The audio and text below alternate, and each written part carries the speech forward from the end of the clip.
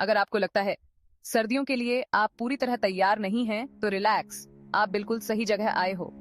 सर्दियां तो आ ही रही हैं और साथ में ठंड और बीमारियां। लेकिन घबराने की कोई बात नहीं, हमारे पास तो आयुर्वेद है ना। हमारा अपना आयुर्वेद न सिर्फ बीमारियां ठीक करता है, बल्कि इम्यून सिस्टम को भी ताकतवर बनाता है। बच्चों के लिए तो आयुर्वेद कहता है गुनगुना दूध और हल्दी दीजिए। ये चीज तो टेस्टी भी है और इम्यूनिटी भी बढ़ाती है। बड़ों के लिए तुलसी और अदरक की चाय लीजिए।